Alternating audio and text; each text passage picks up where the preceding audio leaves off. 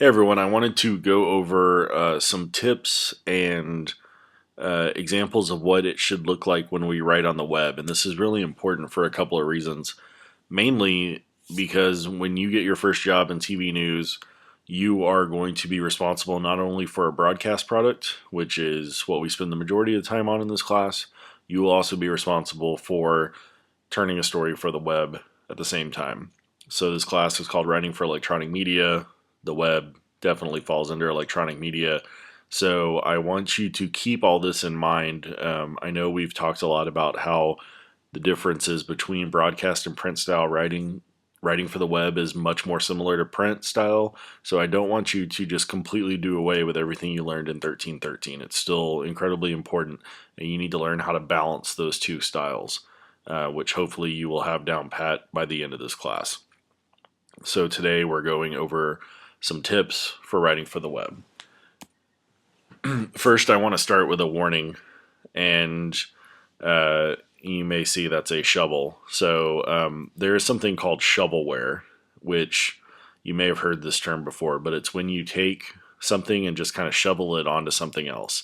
So, for instance, a broadcast or a journalism example of this would be taking your broadcast story that you've written, which could be a perfectly fine broadcast story, but then you just completely copy and paste and put it up as your web story with no changes to it. So you have still the broadcast style writing. So remember the weirdness of what broadcast style writing looks like just to the eye.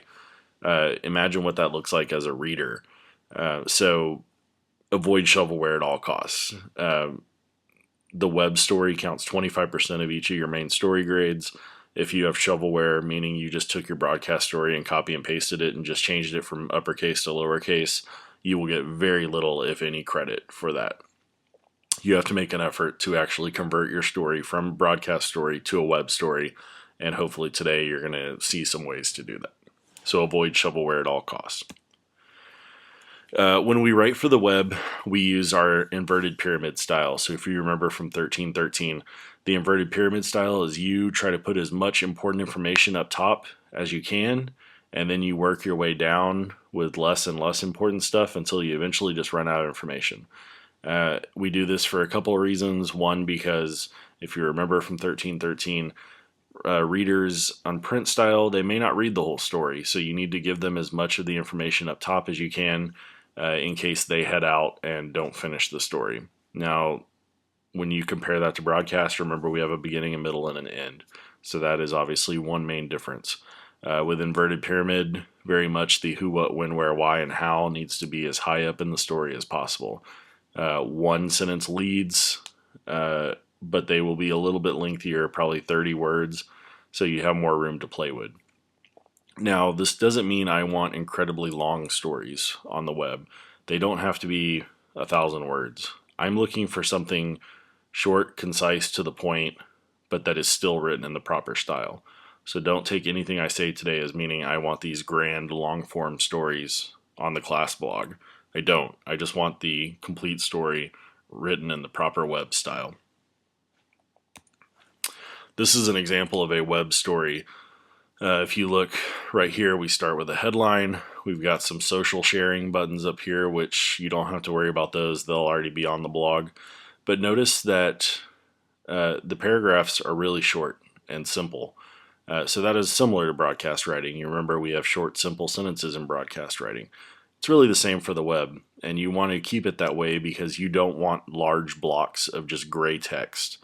When people see that on a computer screen, they get nervous, they get scared, and they don't want to read that story. So just about every paragraph will be 1 to 2 sentences. If you notice all of these, that's 2 sentences right there. This is 1 sentence, that's 1 sentence. So you keep your paragraphs very, very short. One other thing you'll notice right here, we have some links. These are just related links. So this story is about Apple producing iPhones in China.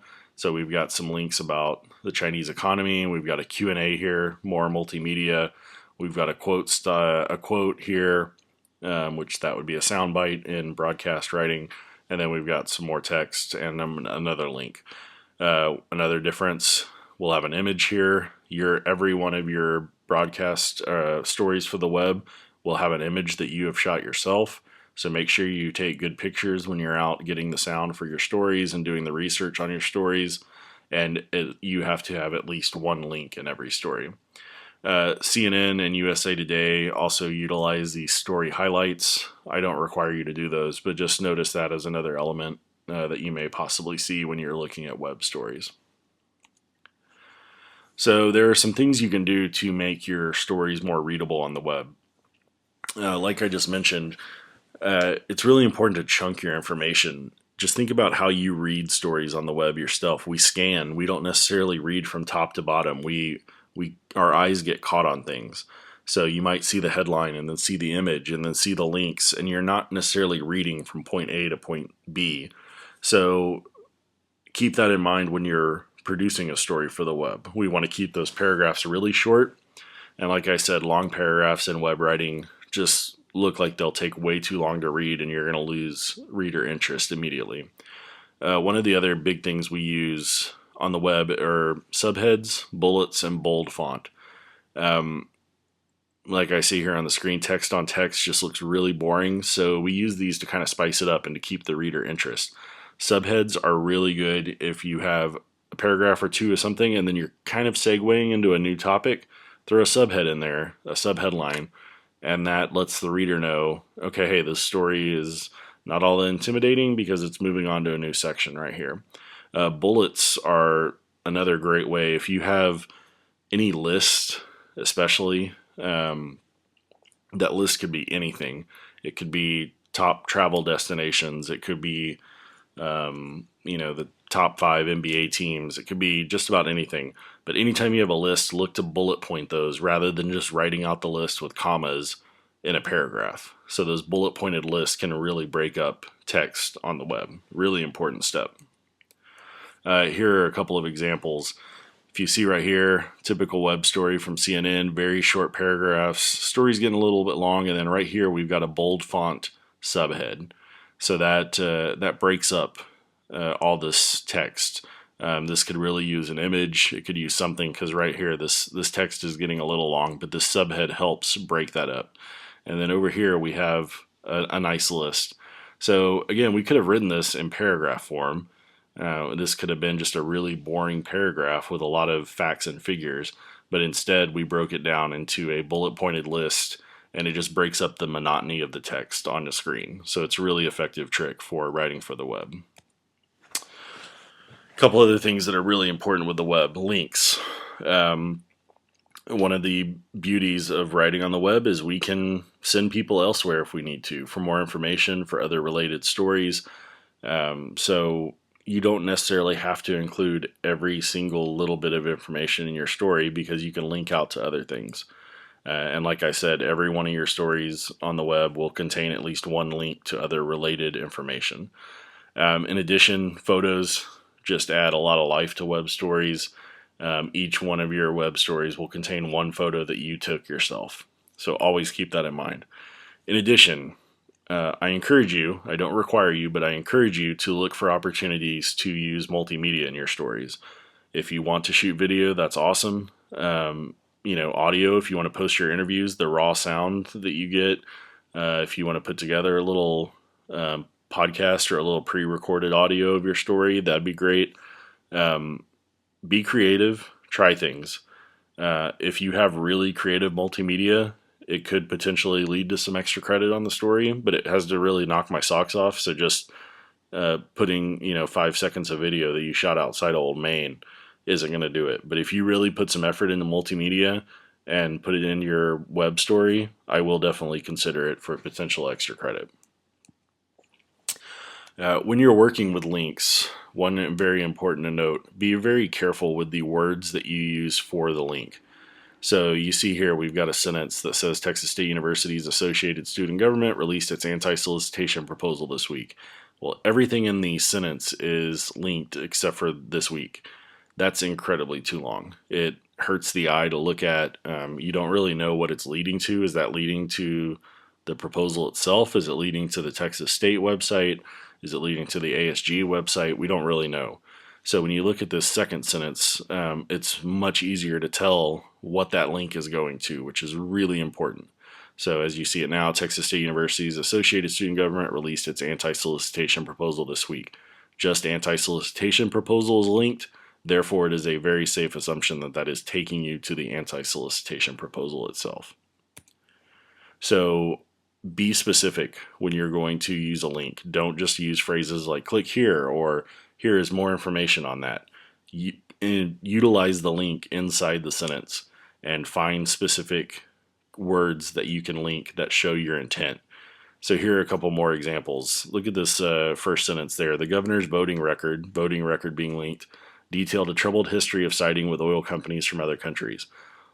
It's a relatively safe assumption that that is going to either the governor's actual voting record, which is public record, or a story about the voting record.